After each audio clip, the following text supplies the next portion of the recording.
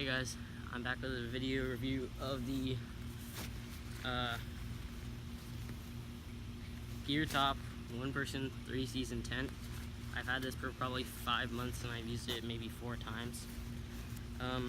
The only thing that's really worn out is this drawstring cord for the bag.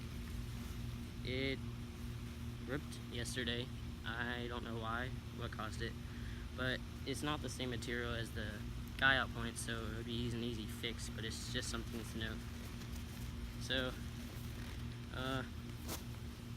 it's a 2-wall tent, so you get the fly and the inner tent separately, so you can set them up one at a time if you wanted to. It weighs 35 ounces, 5 ounces for the stake bag, 10 ounces for the inner tent, and 20 ounces for this fly. It comes with 16 of these like 4-inch stakes. It also comes with, I can't tell if these are 5 or 6 inch, 6 feet guy ropes, but they don't stretch, and they have these little titanium rope tensioners on them, and there's 6 of these, and wait, there's 4 of these and 4 of these and 14 of these, wait, 4 of these and 16 of these, yes, okay. In this review I'll also be using the Knock outdoor trekking poles. I'll have a review of these coming out soon. And also this sheet of polycro. It's an inexpensive material, plastic that you can use as a ground cloth. This sheet weighs 0.11 ounces, and this isn't the full size though. This is half of the size, so typically you would want to use a full size, and most of the kits out there come with 2 full-size ones, so I just cut this down. So yeah, first let's set up the tent.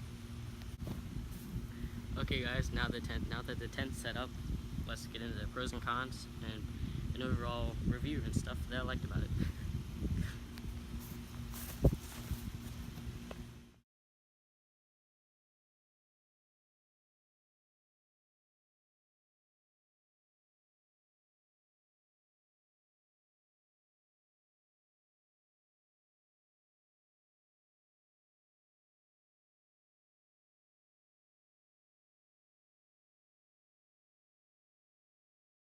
Guys, so as you can see, it takes pretty long to set up. I didn't really time it. I would say that was probably 5 to 10 minutes. It's mainly because you have to stake out the inner tent and then the fly, which on most tents I've used before, you would just connect the fly to the first stakes. This means that you have to carry more stakes. You would have to carry 8 stakes. Wait. You'd have to carry 10 stakes, but if you were going to stake out if you were going to stake out the head end and the foot end, the fly, that would take up 4 more stakes. So I had 3 stakes left over because I put 2 on that side and 1 stake on that side, so there's 2 extra stakes. I don't really know what those are for. Oh, those are so you can put 2 stakes for the doors. I usually put 1 stake and connect them both, but that is kind of a problem. The first time I set it up, I set up the corners where I thought they would be, and then whenever I did the doors, they were way too loose, so what I ended up doing is tightening out one as much as it would go, and then this really loose one, I just tied a knot at the bottom. But so they give you the option, so you could put 2 up and then just overlap them, but I realized the next strip that you just have to readjust all of them, and some parts still aren't that tight, but they're not as tight as if you don't leave them. So you definitely have to get to know the tent and learn how to pitch it right, and it definitely does take time. But the benefit of having those separate stakes is that you have a lot of space. There is probably maybe 8 inches on each side, and then there's a lot of vegetable space, probably 2 feet at the peak right there.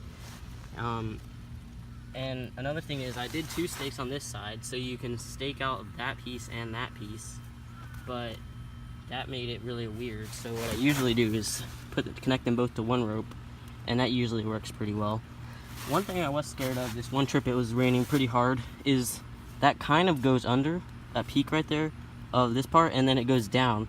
So the top part doesn't really cover this part that much whenever you have it staked out like this. So I was afraid water was going to come in there and drip onto my head or my feet, so I made this one looser so it didn't have that much of a peak. But it is way easier just to connect them both to one stake, and so that usually works pretty well. It has 4 of these rolling things where it's a toggle. It has 4 of them for each side of the fly, and then it has 2 of them for each door. Another thing is you have to connect these pieces. Let's see, there. It's a toggle from this and a hole from that, and you connect them. I didn't use it my first trip because I didn't really know about them, because it doesn't really come with the tent doesn't come with good instructions, but it does make it more tight down here. So I see how that's useful. And so let's talk about these poles. These poles right now are right up against the bug net mesh, and that could make it is like if you set up in an angle you could hit it, and you don't really have that much space. But if you're back here, you have space. You could move them outwards. Yeah, you could do that, but my stakes are almost at the max. My poles are almost at the max. They're at 251 centimeters, and wait. Oh, they're at 51 inches and 230 centimeters tall. So what I did first is set them at a lower height, put them in there, and then stretch them out. It would probably be a good idea to use the mud cups at the bottom of your poles. That way they don't sink into the ground over the course of the night. But I just have the gravel guard on it, the piece that doesn't hurt the tip of it. It does have this pocket at the head end. What you should probably have is the head end, and you can put stuff in there. That's probably not too big, so I usually don't put anything in there. And another thing is it only has these doors on one side, so you always have to be able to get out on this side. You can't get out on this side, so both the doors are on this end with that piece. It has a hook at the top right here, so you could hook a flashlight or something in there. Now let's talk about space.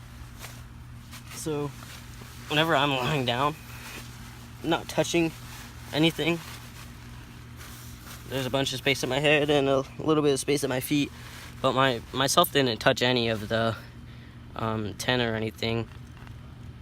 And there is space beside me for a backpack or something. You'd have to really know the backpack well, but you could do it.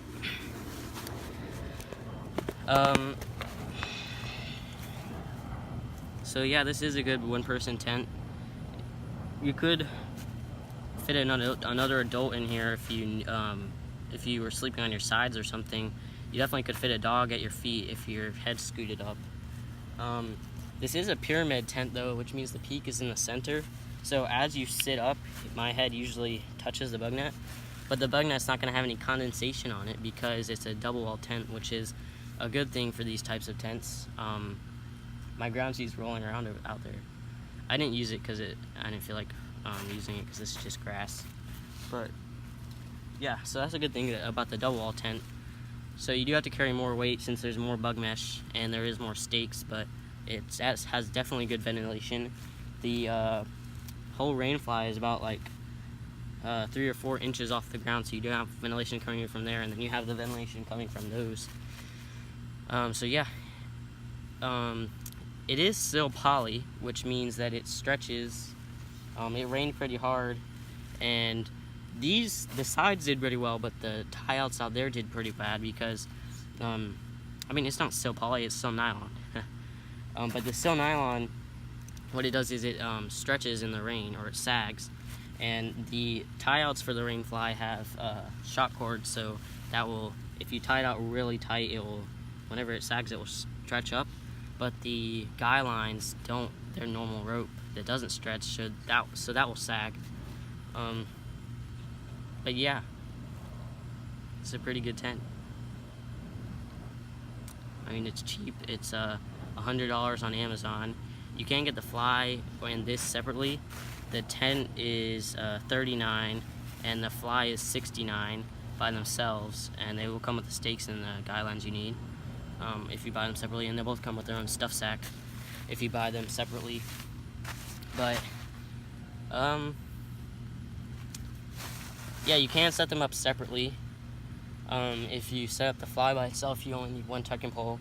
You could set up this tent by itself with only one trekking pole if you just guide out that trekking pole or that trekking pole, so you only need one. One concern I don't use this that much is because if it rains and you have to set up in the rain, you're gonna have to set up in the set up the tent first, because if you set up the fly first, you'd have to take down it and it would fall over, and then you have to put the trekking poles in socks, because there's like little socks at the top that you put the trekking poles in.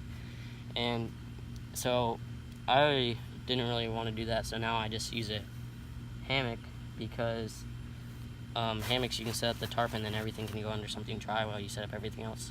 But this is a good tent if you're a tent guy. It weighs 35 ounces, so it's light, definitely light. The fly is 20 ounces. This is 10 ounces. The bug net is 10 ounces. And it has a bathtub floor.